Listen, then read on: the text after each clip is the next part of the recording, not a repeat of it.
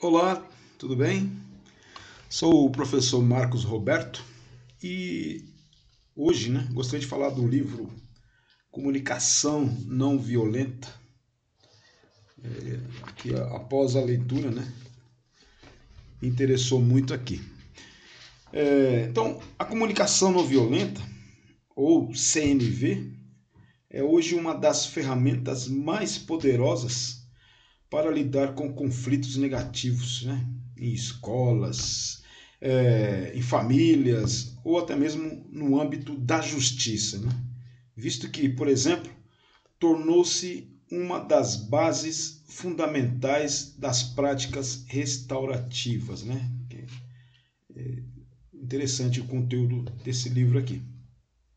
Então, eu pude fazer alguns cursos, sobre comunicação não violenta e que tem como criador Marshall Rosenberg, que é o autor do livro, E o título é esse, Comunicação não violenta, técnicas para aprimorar relacionamentos pessoais e profissionais.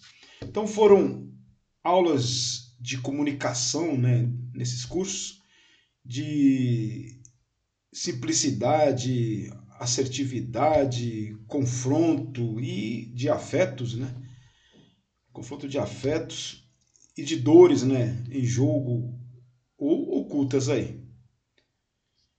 Foi lidado com formas corretas, e diretas de se dizer o que se quer e deseja, de si mesmo, de si próprio e dos outros. Foi o que foi trabalhado, nesses cursos aí. Então, Rosenberg foi um psicólogo americano que vivenciou a segregação racial dos anos de 1960, inclusive sofrendo agressões por ser judeu. Ele se questionava por que algumas pessoas são mais violentas e outras, diante de circunstâncias praticamente insuportáveis, mantêm-se em estados compassivos.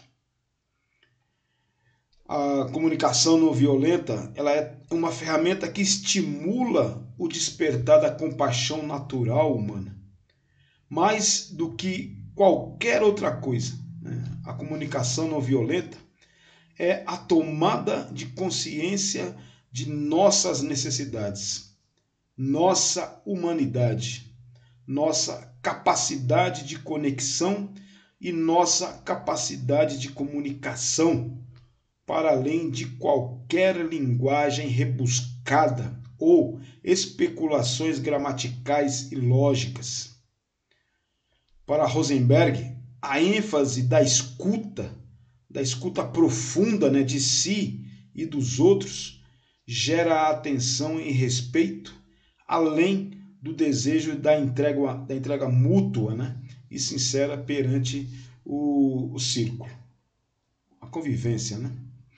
Então, o objetivo da comunicação não violenta é ensinar as pessoas a reaprender, a se doar em cada interação.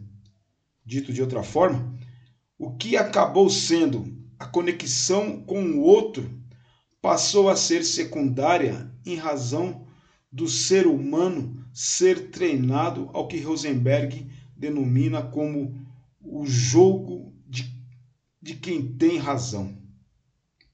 Esse jogo envolve punição, uma vez que, se estiverem errados, são castigados, contribuindo para uma cultura de violência. E se estiverem certos, serão recompensados, induzindo as pessoas a sentirem culpa e vergonha. Essa cultura violenta se expressa também na linguagem, o que o autor se refere como linguagem chacal, que nos desconecta do estado natural compassivo, facilitando a violência. Ele ressalta que em culturas de dominação existe o condicionamento para as pessoas acharem a violência agradável e compensadora. Isso se manifesta em especial durante 2 horas por noite, né? Mais precisamente entre as 19 horas, né, e 21 horas, quando as crianças mais assistem televisão, e em 75% dos programas vem o herói matando alguém ou lhe dando uma surra quando o programa chega ao clímax. Somos educados há algum tempo a sentir prazer com a violência. A linguagem chacal ou a linguagem do lobo, ela é constituída de julgamentos moralistas em termos de quem está certo, de quem está errado, de quem é bom, de quem é mal, de quem é normal, de quem é anormal, né? Para a comunicação não violenta, Rosenberg traz a linguagem girafa, que é a linguagem do coração, né? Ele utiliza a girafa como símbolo da não violência, porque ela possui o maior coração de todos os animais terrestres. E, portanto, a girafa requer estar sempre consciente das próprias escolhas. As mensagens, né, transmitidas pela girafa são de sua inteira responsabilidade. Ela não culpa o outro, né, por aquilo que está sentindo interiormente, mas expressa com sinceridade como o comportamento do outro está lhe afetando. A comunicação não violenta é um guia que contribui para a reformulação de como o ser humano se expressa e ouve o outro, focalizando 4 componentes essenciais, né? Que são a observação, o sentimento, a necessidade e o pedido. O primeiro elemento da comunicação não violenta consiste em observar sem julgar. Deve-se apenas observar sem realizar nenhum tipo de avaliação ou inferência, né? Quando há julgamento e avaliação, a tendência é que soe ao interlocutor como crítica e isso gera reação, podendo ocorrer em forma de resistência, atitudes defensivas e também agressivas, ou ainda do afastamento, justamente o contrário do que a comunicação não violenta almeja, que é a aproximação. O outro componente da comunicação não violenta é a expressão dos sentimentos, porque por detrás de todo sentimento há uma necessidade. Expressar-se de acordo com o que se sente de forma fidedigna não é comum, pelo fato do ser humano não se sentir à vontade e ficando vulnerável quando exterioriza, né, seus sentimentos. De acordo com a comunicação não violenta, saber identificar e nomear os sentimentos de forma clara e diferenciá-los dos pensamentos, das avaliações e das interpretações facilita a conexão entre as pessoas, né? Auxiliando na resolução de conflitos. Como exemplo, utiliza-se as frases, né, extraídas da própria obra de Rosenberg da seguinte forma, né? Acho que você não me ama. É uma frase que não expressa um sentimento, e sim um pensamento em relação a outra pessoa.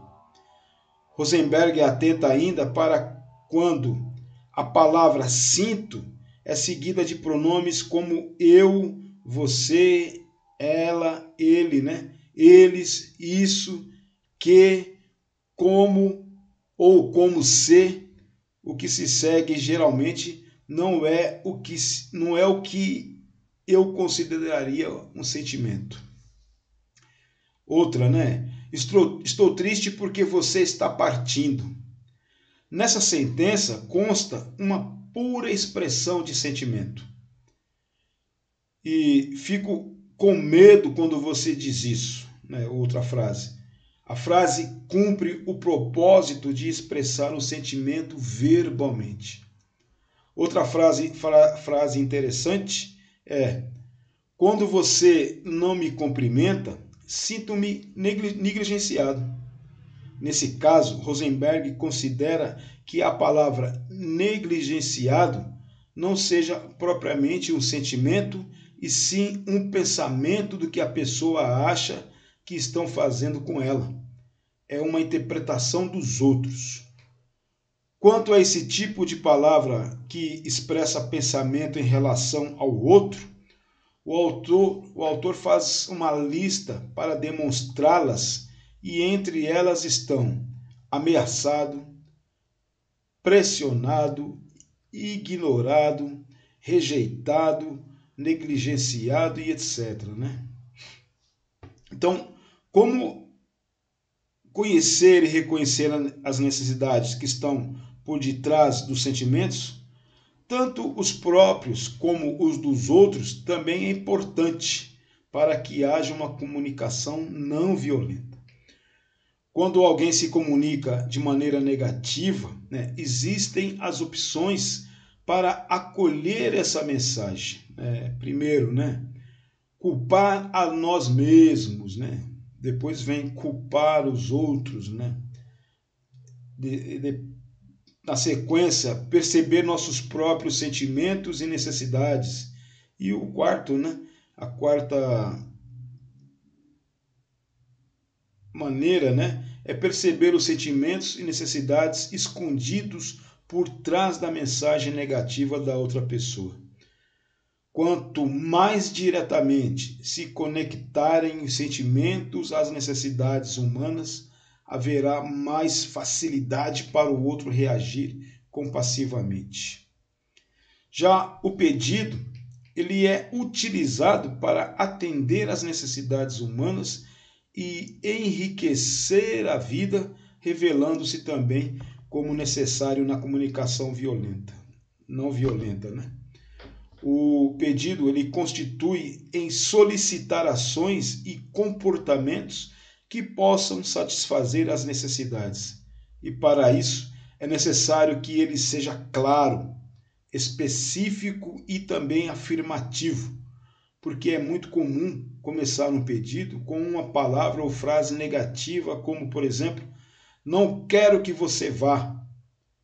E o não, para Rosenberg, bloqueia a dinâmica da escuta, e outro não compreenderá a proposição do pedido. Então, a essência da comunicação não violenta, né, que é mais comum também ser conhecida como CNV, ela está fundamentada na cooperação dos seres humanos entre si, promovendo o respeito, a atenção e a empatia. A não violência permite que venha à tona aquilo que existe de positivo em nós, através da reformulação da maneira pela qual nos expressamos e ouvimos o outro. Então, fica a dica, né, de ler o livro Comunicação Não Violenta ou fazer o curso, né? Que você vai se dar bem nas suas comunicações aí, tá? Então, muito obrigado pela atenção, forte e caloroso abraço.